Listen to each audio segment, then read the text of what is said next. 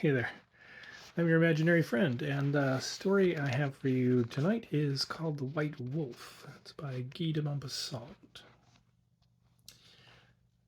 This was the story told to us by the old Marquis d'Arville after a dinner at Baron de Revel's to celebrate the feast of St. Hubert, patron of hunters. That day they had brought a stag to bay. The Marquis was the only guest who had not taken part in the day's chase, for he was a man who never went hunting. During the whole of dinner they hardly spoke of anything but the slaughter of animals. Even the ladies took an interest in the gory and often incredible tales, told in thunderous voices with gesticulated demonstrations of the fights between men and beasts. Darville spoke well, with a good deal of poetic imagery which was rather sonorous, but really effective.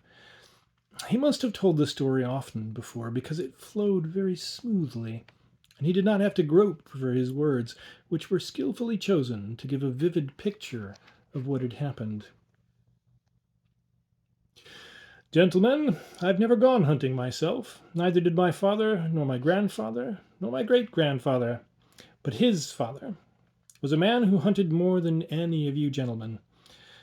He died in 1764. Let me tell you how he died. His name was Jean. He was married and was the father of this child who was to become my great-grandfather, and he lived with his younger brother, Francois d'Arville, in our chateau in Lorraine, which stands in the middle of the forest. Francois d'Arville was so fond of hunting that he had remained a bachelor.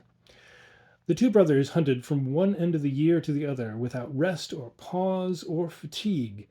Hunting was the only thing they loved and understood, the only thing they spoke of and lived for. Deep in their hearts was this terrible, inexorable passion for hunting.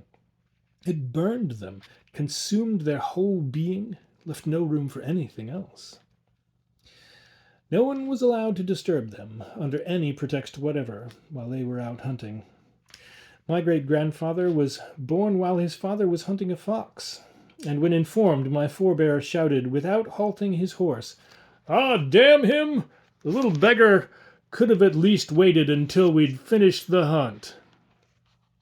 His brother Francois seemed even more fanatical about hunting than he was. As soon as he was up in the morning, he would go to inspect the hounds, and then the horses, and then he would take a few shots at the birds around the chateau, just to while away the time until they went out to follow some bigger game. They called them in our district Monsieur le Marquis and Monsieur le Cadet. In those days the nobility made no attempt to establish a descending scale of rank, as do many of the aristocrats of today. For, after all, the son of a marquis is no more a count, or the son of a viscount a baron, than the son of a general is a colonel, simply by birth. But then the petty vanity of the present day finds advantage in this arrangement. But let me get back to my ancestors. They were, I gather, exceptionally tall, big-boned, hairy, violent, and powerful. The younger one, who was even taller than his brother, had a voice so loud that, according to a legend in which he himself took pride, all the leaves in the forest shook when he shouted. And when the brothers rode out to hunt, it must have been a great sight to see the two giants astride their big horses. Now, towards the middle of the winter of 1764, the weather turned exceptionally cold, and the wolves became ferocious. They even attacked peasants out late at night, and they prowled around the houses, howling from sunset to sunrise and causing havoc amongst the cattle. And soon a rumor spread. People were talking of a huge wolf with a grayish coat that was almost white.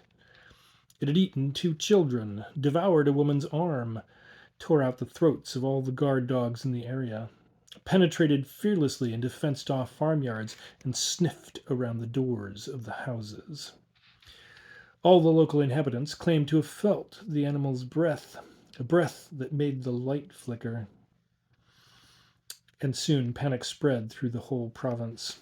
No one dared to go out after dark anymore, because the very shadows seemed to be haunted by the image of the beast.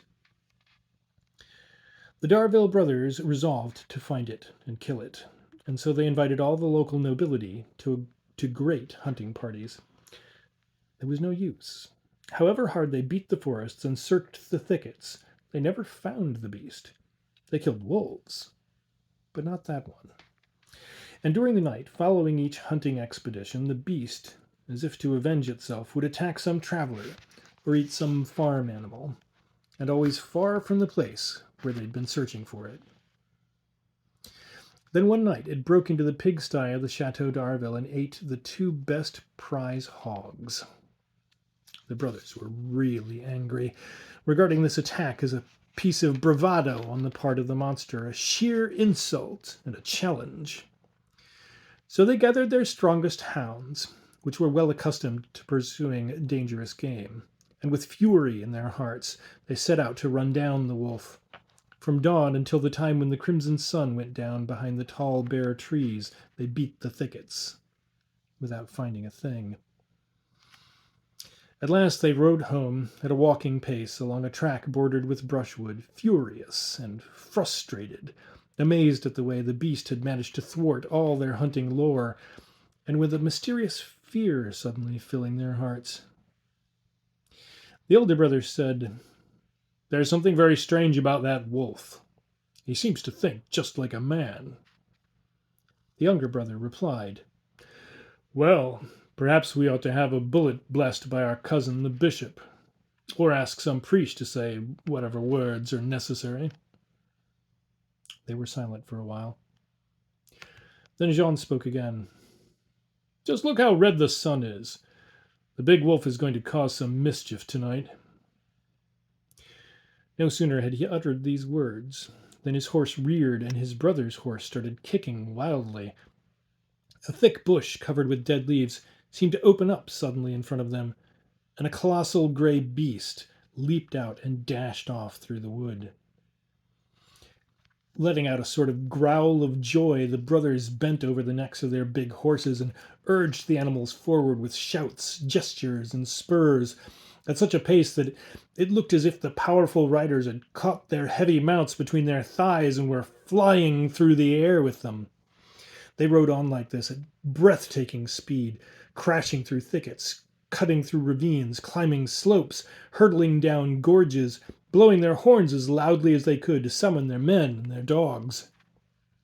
Suddenly, during this frantic pursuit, my ancestor struck his forehead against a huge branch and fractured his skull.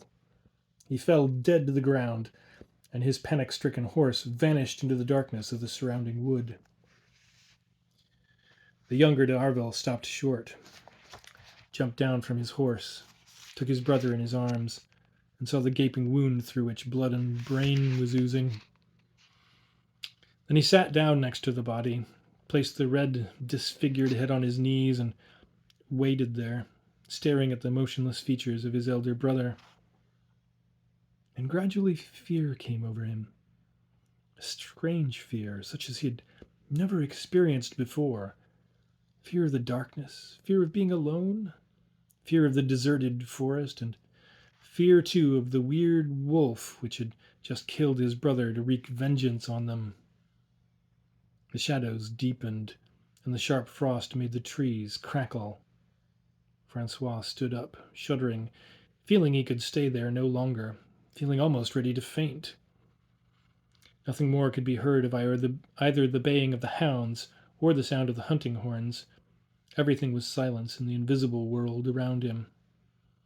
And this dismal silence of the icy evening had something about it that was terrifying and uncanny.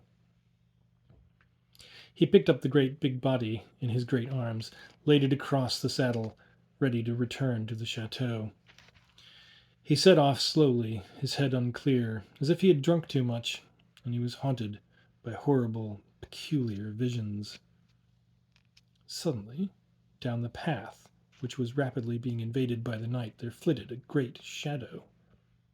It was the wolf. A shudder of terror shook the hunter. Something cold like a drop of water slipped down the small of his back, and like a monk hunted by the devil, he made a great sign of the cross, bewildered by this sudden return of the terrifying prowler. But then his eye fell again on the lifeless body of his brother, tied to the saddle in front of him, and changing suddenly from fright to fury. He trembled with uncontrolled rage, and he spurred his horse on in hot pursuit of the wolf. He followed it through copses, across ravines, amongst the ancient trees, passing through woods he had never been in before, his eyes fixed on the white patch that was racing through the descending darkness. His horse, too, seemed driven on by an unaccountable strength and eagerness. It galloped with its neck stretched out straight ahead, so that the head and feet of the dead man thrown against the saddle banged against trees and rocks. The briars tore at the dead man's hair. His forehead, bumping against the great tree trunks, splattered them with blood. His spurs tore off strips of bark. And suddenly, just as the moon was rising above the hills, the horse and rider emerged from the forest and charged down into a gorge. It was a stony valley, blocked at one end by enormous rocks, with no possible way of escape. And the wolf, at bay, turned round. Francois then let out a howl of joy that the echoes caught up, making it sound like a peal of thunder, and he jumped down from his horse with his cutlass in his hand. The beast waited for him, its coat bristling, its back arched, its eyes gleaming like stars. But before joining in combat, the powerful huntsman grabbed his brother's body and sat it up on a rock, propping up with stones the head which was now no more than a bloodied lump. He shouted into the corpse's ear as if he were talking to a deaf man. "Look, Jean! Watch this!" Then he threw himself on the monster. He felt strong enough to overturn a mountain, to crush stones with his bare hands. The wolf tried to sink its fangs into him, to tear his belly open, but he had seized it by the throat, and without even using his weapon, he strangled it with deliberate slowness, listening as the breathing in its throat and the beating of its heart grew fainter and fainter. And he laughed madly, jubilantly, tightening his tremendous grip harder and harder, and shouting with delirious delight, "Look, Jean, look!" Then all resistance came to an end. The wolf's body became limp. It was dead. Francois lifted the wolf up in his arms, carried it over to his brother's body, and threw it down at his feet, saying over and over again, in a voice full of compassion, "There, there, there, Jean! There he is!" And then he placed the two corpses, one on top of the other, across his saddle, and set off. He arrived home laughing and weeping, like Gargantua when Pantagruel was born, yelling triumphantly and leaping about merrily as he told them about the death of the beast, moaning and tearing at his beard as he told them about the death of his brother. And often, later, when he spoke of that night, he would say with his eyes full of tears, "Oh, if only poor Jean had seen me strangle that beast, he would have died content, I'm sure." My ancestor's widow instilled in her orphaned son a horror of hunting, which since then has been transmitted from father to son, down to me. The Marquis d'Arville became silent. Then someone asked him, "That story's just a legend, isn't it?" The storyteller replied, "I swear to you that it's absolutely true, from beginning to end." Then a woman said, in a gentle little voice, "Whether it's true or not, what a wonderful thing to have that kind of passionate enthusiasm.